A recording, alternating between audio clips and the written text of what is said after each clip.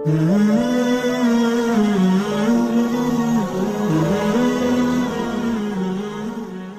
اللہ الرحمن الرحیم۔ السلام علیکم دوستو، ہم سب جانتے ہیں فی الحال رمضان المبارک کا مہینہ چل رہا ہے، اور آج ہم آپ سے ہمارے ویڈیو میں رمضان المبارک کے بارے میں بات کریں گے۔ ہم آپ سے بات کریں گے اللہ تعالی ہمیں روزے رکھنے پر کیا کیا انعام دیتے ہیں، اور روزوں کی فضیلت کے بارے میں، اور ہمارے نبی صلی اللہ علیہ وسلم نے ان 4 چیزوں کو رمضان کے اندر کرنے کو کہا ہے، اور ہمارے لیے رمضان کے بارے میں کیا حکم ہے، اور بات کریں گے نماز تراویح کے بارے میں۔ تو دوستو شروع کرتے ہیں، روزے رکھنے کا انعام کیا ملتا ہے۔ حضرت ابو ہریرہ رضی اللہ فرماتے ہیں کہ رسول اللہ صلی اللہ علیہ وسلم نے ارشاد فرمایا،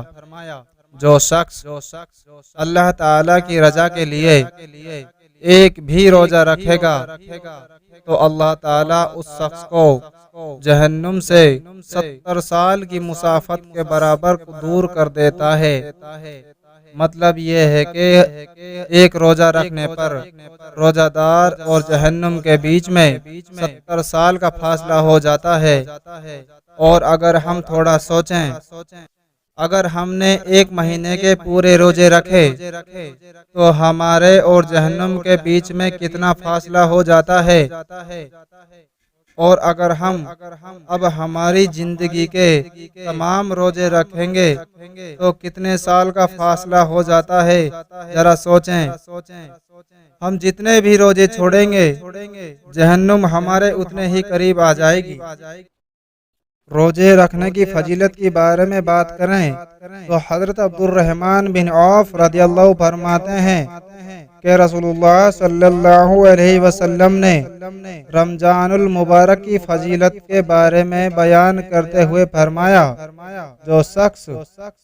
رمضان میں ایمان کی حالت میں ثواب کی نیت سے عبادت کے لیے کھڑا ہو، وہ شخص گناہوں سے اس طرح پاک ہو جاتا ہے جس طرح اس کی ماں نے اس کو آج ہی جنم دیا ہو۔ اور رمضان کے پورے مہینے کے اندر ہمیں 4 چیزوں کی پابندی کرنا بہت ضروری ہے۔ حضرت سلیمان فارسی رضی اللہ فرماتے ہیں کہ رسول اللہ صلی اللہ علیہ وسلم نے ارشاد فرمایا، ماہ رمضان میں 4 چیزوں پر خوب عمل کیا کرو، کیونکہ 2 چیزوں سے اللہ راضی ہوتا ہے، اور باقی 2 چیزوں سے تم بے نیاز نہیں ہو سکتے ہو۔ رب کو راضی کرنے والی 2 چیزیں، نمبر 1 کلمہ طیبہ یعنی لا الہ الا اللہ محمد رسول اللہ صلی اللہ علیہ وسلم پڑھتے رہنا، اور نمبر 2 استغفار کرتے رہنا۔ اور دوسری 2 چیزیں جن سے تم بے نیاز نہیں رہ سکتے ہو، نمبر 1 اللہ تعالی سے جنت کا سوال کرنا یعنی جنت کو مانگنا، اور نمبر 2 جہنم سے پناہ مانگنا۔ رسول اللہ صلی اللہ علیہ وسلم نے روزوں کے بارے میں ارشاد فرمایا، جو شخص حلال کمائی سے رمضان المبارک میں روزہ افطار کرائے، اس پر رمضان کی راتوں میں فرشتے رحمت بھیجتے ہیں، اور شب قدر کی رات میں جبرائیل علیہ السلام اس شخص سے مصافحہ کرتے ہیں، اور جس شخص سے جبرائیل علیہ السلام مصافحہ کرتے ہیں وہ شخص اللہ کو کتنا محبوب ہوگا۔ حضرت سلیمان فارسی رضی اللہ روایت کرتے ہیں کہ رسول اللہ صلی اللہ علیہ وسلم نے ارشاد فرمایا، یہ رمضان کا مہینہ ایسا برکت والا مہینہ ہے جس کی برکت کے اللہ تعالیٰ نے 3 حصے کیے ہیں۔ اس مہینے کا پہلا حصہ اللہ تعالیٰ کی رحمت کا حصہ ہے، اس حصے میں اللہ تعالیٰ خوب نعمتیں رحمتیں برساتے ہیں۔ اس مہینے کا